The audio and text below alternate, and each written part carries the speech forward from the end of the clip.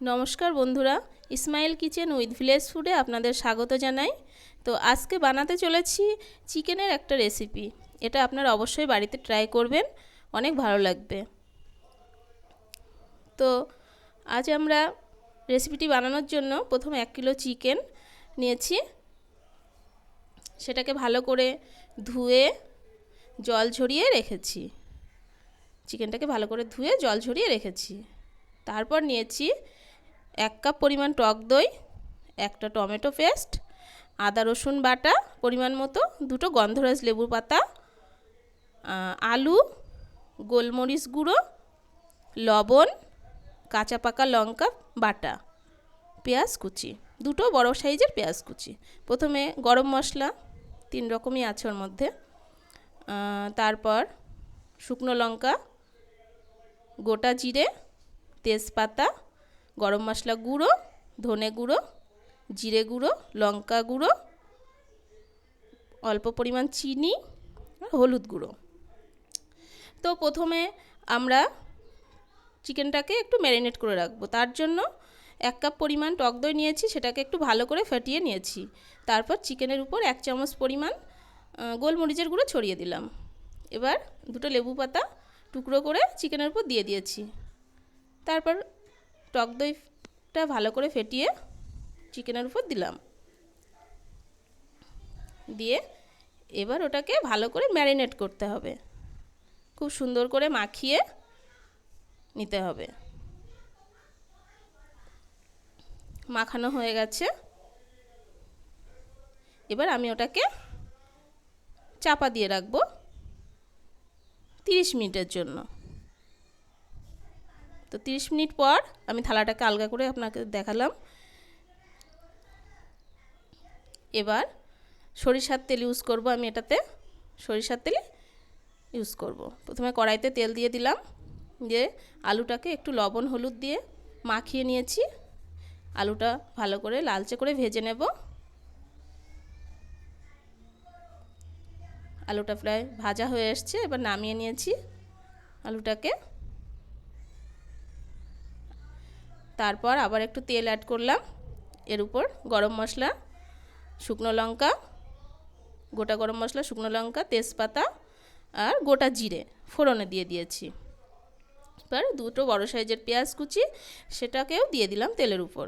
এটা একটু হালকা লালচে হয়ে গেলে তখন এর মধ্যে রসুন বাটা, আদা বাটা যেটা ছিল সেটা 3 চামচ পরিমাণ দিয়ে দিয়েছি। দিয়ে এটাকে একটু নাড়াচাড়া করে নিয়ে টমেটো পেস্ট সেটাও দিয়ে দিলাম। এটা ভালো করে কষাতে হবে। কষিয়ে একে একে লঙ্কা, কাঁচা পাকা লঙ্কা বাটা, গুঁড়ো মশলা, একটু হালকা চিনি, গুঁড়ো মশলা, ধনে গুঁড়ো, জিরে গুঁড়ো সব পরিমাণ মতো নেওয়া ছিল, লঙ্কা গুঁড়ো আর শেষে হলুদ, এটা দিয়ে ভালো করে মশলাটাকে কষিয়ে নিতে হবে। এবার পরিমাণ মতো লবণটাও দিয়ে দিয়েছি। লবণটা দিয়ে ভালো করে কষিয়ে মশলাটাকে ভালো করে কষানো হয়ে গেলে এবার চিকেনটা মশলার মধ্যে দিয়ে দেব। চিকেনটা মশলার মধ্যে দিয়ে ভালো করে নাড়িয়ে চাড়িয়ে মশলাটা ভালো করে মাখিয়ে নিতে হবে চিকেনের সাথে। মাখানো প্রায় হয়ে এসছে।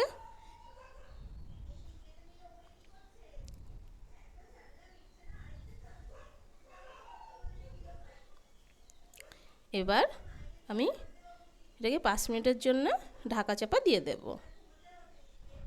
5 মিনিট পর এটাকে আলগা করে আবার একটু নাড়িয়ে দেব, কারণ যাতে কড়ার নিচে লেগে না যায়। এবার পাশে উনুনে আমি একটি ফ্রাই প্যানে একটু জল গরম করতে দিয়েছি। এদিকে চিকেনটা কষানো হচ্ছে। চিকেনটা প্রায় কষানো হয়ে এসছে।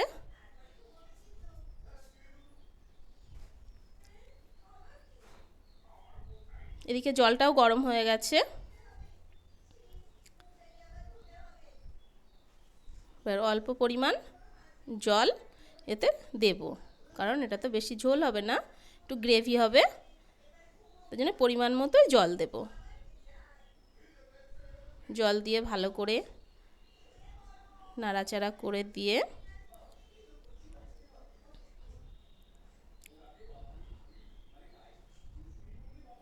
ভালো করে নাড়াচাড়া করে তারপর এটাকে 15 মিনিটের জন্য আবার ঢাকা চাপা দিয়ে দেব। জাস্ট একটু ফুটে উঠেছে,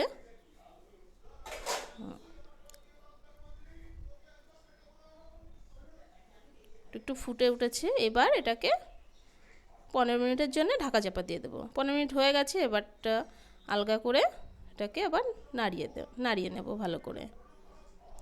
তো আমার রান্নাটা প্রায় রেডি হয়ে এসছে।